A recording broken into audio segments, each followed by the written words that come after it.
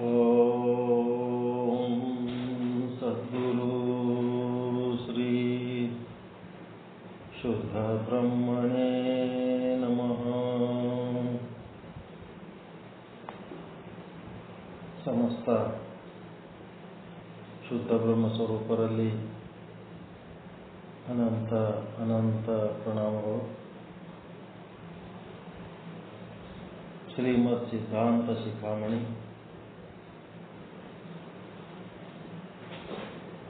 ಪರಮ ಪೂಜ್ಯ ಮಲ್ಲಿಕಾರ್ಜುನ ಶಿವಯೋಗಿಗಳ ಪ್ರವಚನ. ಶ್ರೀ ಸಿದ್ದೇಶ್ವರ ಸ್ವಾಮೀಜಿಯವರು ಜ್ಞಾನ ಯೋಗಾಶ್ರಮ ಬಿಜಾಪುರ ಇವರು ಆ ಪ್ರವಚನದ ಸಾರವನ್ನು ಸಂಗ್ರಹಿಸಿ ತಮ್ಮ ಭಾಷ್ಯವನ್ನು ನಮಗೆ ಕರುಣಿಸಿದ್ದಾರೆ. ಅದಕ್ಕೆ ಸಂಬಂಧಪಟ್ಟಂತೆ 44 ಅಂಗಸ್ಥಳಗಳ ಪೈಕಿ ಮೂರನೆಯ ಒಂದು ಸಂಸಾರ ಹೇಯ ಸ್ಥಳ ಅನ್ನುವಂಥದ್ದು ಅಧ್ಯಯನ ಮಾಡ್ತಾ ಇದ್ದೀವಿ. ಅದರ ಮುಂದುವರಿದ ಭಾಗ 14ನೇ ಶ್ಲೋಕ. ವಿವೇಕಿ ಶುದ್ಧ ಹೃದಯೇ ನಿಶ್ಚಿತಾತ್ಮ ಸುಖೋದಯ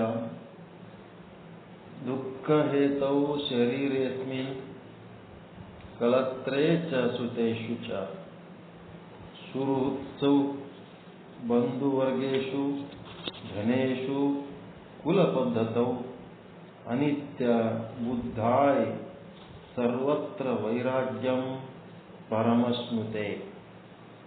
ಏನು ಈ ರೀತಿ ಹೇಳಿದರೆ, ಅನೇಕ ಜನ್ಮಗಳಿಂದ ಸಂಚಯವಾದ ಕರ್ಮ ಮಲ ಪಿಂಡಸ್ಥಲ ರೂಪ ಜಲದಿಂದ ತೊಳೆದುಕೊಂಡು ಸಂಚಯವಾದ ಕರ್ಮ. ಮಲದೋಷ ಅಂದ್ರೆ ಎದಕ್ಕಂತಾರಂದ್ರೆ ಕರ್ಮಕ್ಕೆ ಅಂತಾರೋ. ಇಲ್ಲಿ ಶಬ್ದ ನೋಡ್ರಿ, ಅನೇಕ ಜನ್ಮಗಳಿಂದ ಸಂಚಯವಾದ ಕರ್ಮ ಮಲವನ್ನ ನೋಡ್ರಿ. ಕರ್ಮ ಮಲ ಅಂತಂದ್ರೆ ಹಿಂದಿನ ಜನ್ಮದ್ದು ಕರ್ಮವನ್ನ ಪಿಂಡಸ್ಥಲ ರೂಪ ಜಲದಿಂದ ತೊಳೆದುಕೊಂಡು ಪಿಂಡಸ್ಥಲಿ ಶುದ್ಧ ಆಶಯ. ಅವನೇನಾಗ್ತಾನ? ಶುದ್ಧ ಅಂತಃಕರಣ ಆಗ್ತಾನೆ ಪಿಂಡಸ್ಥಲದೊಳಗ. ಅವನು ಹೃದಯ ನಿರ್ಮಲ. ಅವನ ಹೃದಯ ನಿರ್ಮಲ. ಅಲ್ಲಿ ಶ್ರುತಿ ಮತ್ತು ಗುರುಗಳ ಬಗೆಗಿನ ಅಮಿತ ಪ್ರೇಮ ನೆಲೆಸಿದೆ. ಅವನ ಹೃದಯ ನಿರ್ಮಲವಾಗಿ ಆ ಒಂದು ಶ್ರುತಿ ಅಂದ್ರ ಶಾಸ್ತ್ರ ಜ್ಞಾನ ಮತ್ತು ಗುರುವಿನ ಬಗೆಗೆ ಅಮಿತವಾದ ಪ್ರೇಮ ಆತನಲ್ಲಿ. ಭೋಕ್ತ ಭೋಜ್ಯ ಪ್ರೇರಕ ಎಂಬ 3 ವಸ್ತುಗಳನ್ನು ಸಮಂಜಸವಾಗಿ ವಿವೇಚಿಸುವ ವಿವೇಕ ಅಳವಟ್ಟಿದೆ.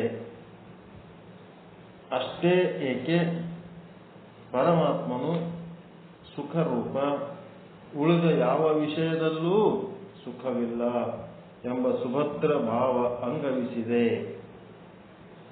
ಆ ಸಾಧಕನಲ್ಲಿ ಅವನ ಮನಪ್ರವಾಹ ದೇವನತ್ತ ಪ್ರವಹಿಸುತ್ತಿದೆ. ಇಂದ್ರಿಯ ವೃತ್ತಿಗಳು ಅಂತರ್ಮುಖಗೊಳ್ಳುತ್ತಿವೆ. ಜಗತ್ತಿನ ಎಲ್ಲ ಜನರನ್ನ ಮೋಹಗೊಳಿಸಿದ ಶರೀರ, ಸತಿ, ಸುತ, ಸ್ನೇಹಿತರು, ಬಂಧು ಬಾಂಧವರು, ಧನ, ಕುಲ ಪದ್ಧತಿಗಳಲ್ಲಿ ಆತ ಹೇಯ ಬುದ್ಧಿ ತಾಳುತ್ತಾನೆ. ಆ ವಿಷಯಗಳು ಸ್ಥಿರವಲ್ಲ, ಅನಿತ್ಯ. ಅವುಗಳಲ್ಲಿರುವ ಆಕರ್ಷಕ ಸೌಂದರ್ಯ, ಮಾದಕತೆ ಕೇವಲ ತೋರಿಕೆಗಾಗಿ. ಈ ರೀತಿ ಅವನು ಭಾವಿಸಿ ಅವುಗಳಲ್ಲಿ ದೃಢವಾದ ವಿರಕ್ತಿ ಪಡೆಯುತ್ತಾನೆ. ಪೂರ್ವಾಶ್ರಮದ ನೀತಿ ಆಚಾರ ವಿಚಾರಗಳನ್ನು ಸಂಪೂರ್ಣವಾಗಿ ಮರೆಯುತ್ತಾನೆ. ಅವನ ದೃಷ್ಟಿಯಲ್ಲಿ ಸಂಸಾರ ಹೇಗೆ ಕಾಣುತ್ತದೆ? ಈ ಒಂದು ಸಂಸಾರ ಹೇಯಸ್ಥಳೀಯ ದೃಷ್ಟಿಯೊಳಗ ಅವನಿಗೆ ಸಂಸಾರ ಹೆಂಗೆ ಕಾಣ್ತದ?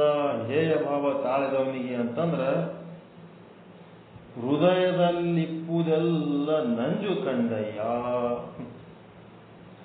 ಈ ಒಂದು ಸಂಸಾರ ಎನ್ನುವ ಒಂದು ಮಾಯೆ ಏನದಲ್ಲ, ಮಾಯೆಯ ಹೃದಯದೊಳಗೇನದ, ಹೃದಯದಲ್ಲಿಪ್ಪುದೆಲ್ಲ ನಂಜು ಕಂಡಯ್ಯ. ಈ ಸಂಸಾರದೊಳಗ ನಮ್ಗೇನೇನು ಹಿತ ಕಾಣ್ತದ, ಯಾವುದು ನಮ್ಮನ್ನು ಆಕರ್ಷಿಸ್ತದ, ಅದೆಲ್ಲ ಏನಂತಂದ್ರ ನಂಜು ಅಂತ ವಿಷ. ಅದಕ್ಕೆ ಪ್ರಭುದೇವರು ಏನ್ ಹೇಳಿದ್ರು, ಸಂಸಾರ ವಿಷ ಇತ್ತು ಅಂತಂದ್ರ ಎಲ್ಲರೂ ಸಂಸಾರ ಯಾಕೆ ಮಾಡ್ತಿದ್ರು, ಇಷ್ಟು ಜನ ಹುಚ್ಚರೇನು ಅಂತ ಪ್ರಶ್ನೆ ಬಂತು. ಸಂಸಾರದ ನಿಜ ಸ್ವರೂಪವನ್ನ ಬಿಚ್ಚಿಟ್ಟಾಗ ಜಗತ್ತಿನಾಗ ಹುಟ್ಟಿ ಬಂದವರೆಲ್ಲರೂ ಸಂಸಾರಕ್ಕೆ ಬಡದಾಡ್ತಿರ್ತಾರ. ಅವರೆಲ್ಲರೂ ಹುಚ್ಚರೇನು, ನೀನು ಒಬ್ಬನೇ ಈ ರೀತಿ ಮಾತನಾಡುವ ವೇದ ಅಂತ ನೀನೇ ಶಾಣೆ ಏನು ಅಂದಾಗ, ಸಂಸಾರದ ಸುಖ ಇಲ್ಲೇನು ಅಂದಾಗ ಪ್ರಭುದೇವರು ಏನ್ ಹೇಳ್ತಾರ, ಸಂಸಾರದಾಗ ಸುಖ ಇಲ್ಲ ಅಂತ ಅಲ್ಲಪ್ಪ, ಸಂಸಾರದಾಗ ಸುಖ ಆದ. ಎಷ್ಟು ಆದ ಅಂತಂದ್ರ ಸಾಸಿವೆಯಷ್ಟು ಸುಖ ಆದ. ಮತ್ತ ಒಂದು ಸಾಸಿವೆಯಷ್ಟು ಸುಖ ಅನುಭವಿಸಿದರೆ ದುಃಖ ಎಷ್ಟು ಅನುಭವಿಸ್ಬೇಕಂತೇಳೇನ,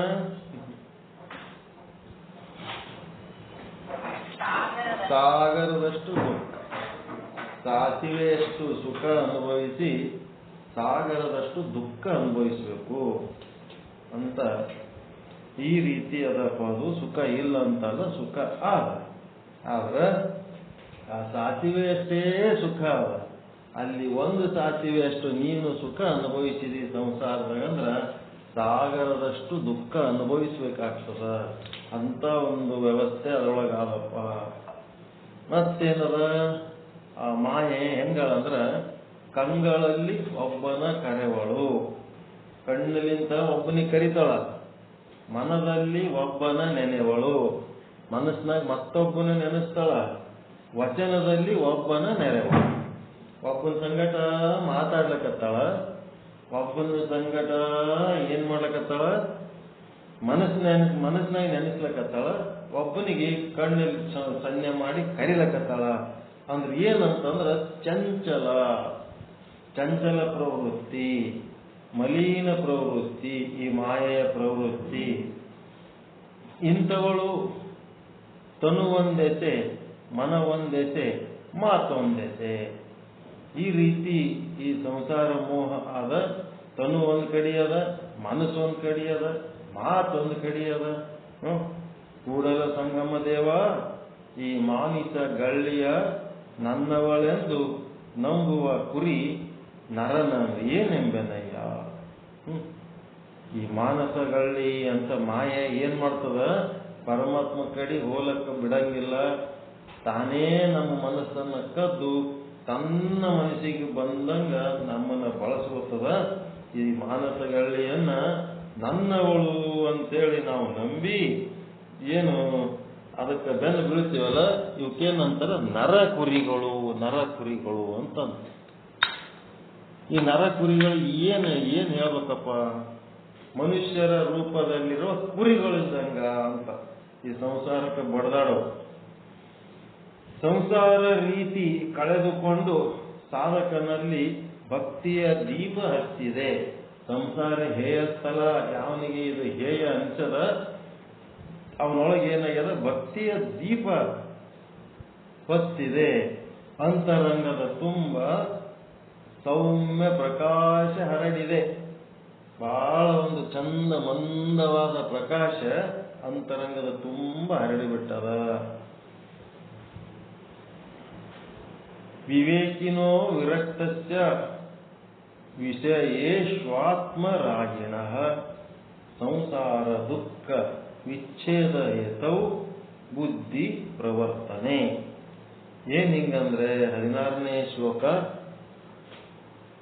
ಶುದ್ಧ ಆಶಯದ ಸಾಧಕನು ವಿವೇಕಿ.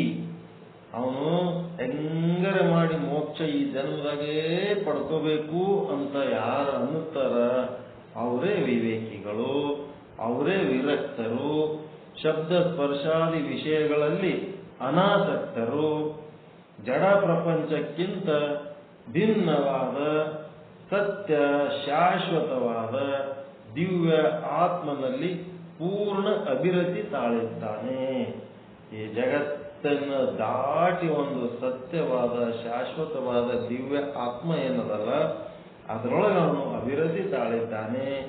ಸಾಧನೆಯನ್ನು ಬಲಗೊಳಿಸಿ ಅಂತರಂಗವನ್ನು ಸುನಿರ್ಮಲವಾಗಿಸಿ ಸಂಸಾರ ದುಃಖವನ್ನು ಆಮೂಲಾಗ್ರ ಕಿತ್ತೆಸೆಯಬೇಕೆಂಬ ದೃಢ ನಿಶ್ಚಯ ಆತನದು.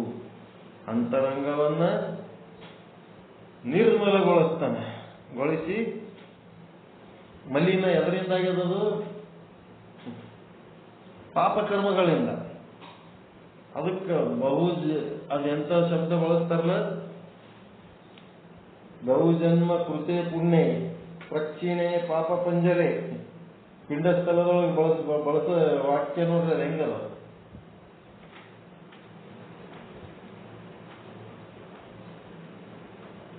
ಪಿಂಡಸ್ಥಳದ ವಚನ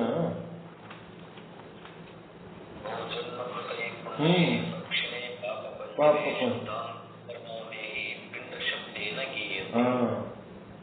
ಬಹುಜನ್ಮ ಕೃತೆ ಪುಣ್ಯ.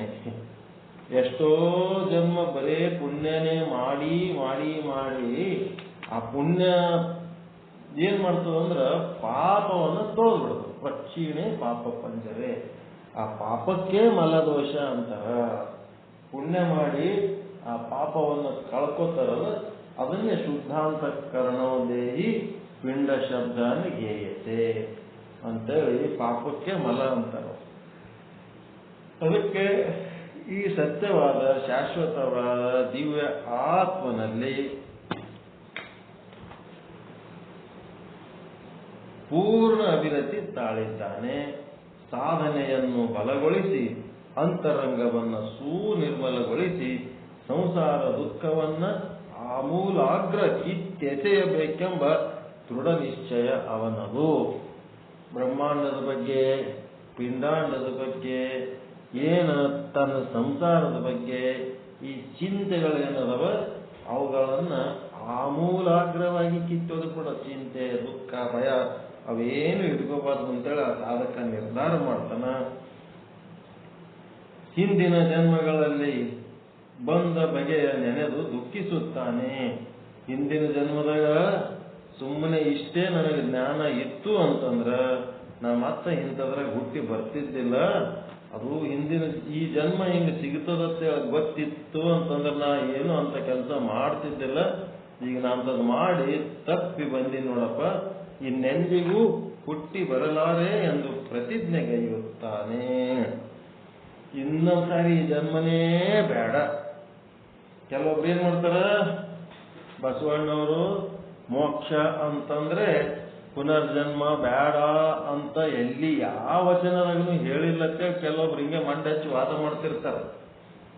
ಮೋಕ್ಷ ಅಂದ್ರ ಇಲ್ಲ, ಎಷ್ಟು ಸಾರಿಯರೇ ಹುಟ್ಟಿಸು, ಎಷ್ಟು ಸಾರಿಯರ ಸಾಯಿಸು, ಆದ್ರೆ ಪ್ರತಿ ಜನ್ಮದಾಗ ಶರಣರ ಮಧ್ಯೆನೆ ಹುಟ್ಟಿಸು ಅಂತ ಕೇಳ್ಯಾರ ಅಂತೇಳಿ ವಾದ ಮಾಡ್ತಿರ್ತಾರೆ.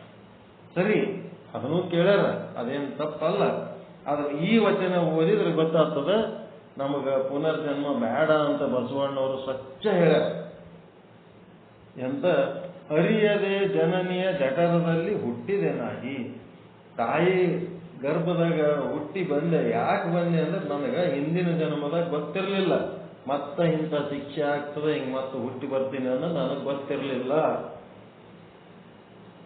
ಏನ್ ಗೊತ್ತಿರ್ಲಿಲ್ಲ ಅನ್ನೋದಕ್ಕೆ ಅದ್ರ ಹಿಂದಿನ ವಚನ ಓದಿದ್ರೆ ಗೊತ್ತಾಗ್ತದೆ. ಏನ್ ಅರಿತಿರ್ಲಿಲ್ಲ ಅಂತಂದ್ರೆ ಅದ್ರ ಹಿಂದಿನ ವಚನ ಏನದ, ಅಕಟಕಟ ಶಿವ ನಿನಗೆನಿತು ಕೃಪೆ ಇಲ್ಲವಲ್ಲ, ಅಕಟಕಟ ಶಿವ ನಿನಗೆನಿತು ಕರುಣವಿಲ್ಲವಲ್ಲ, ಏಕೆ ಪುಟ್ಟಿಸಿದೆ ಇಹಲೋಕ ದುಃಖಿಯ, ಏಕೆ ಪುಟ್ಟಿಸಿದೆ ಪರಲೋಕ ದೂರನ, ಎನಗಾಗಿ ಬೇರೆ ತರುಮರಾದಿಗಳಿದ್ದಿಲ್ಲವೇ,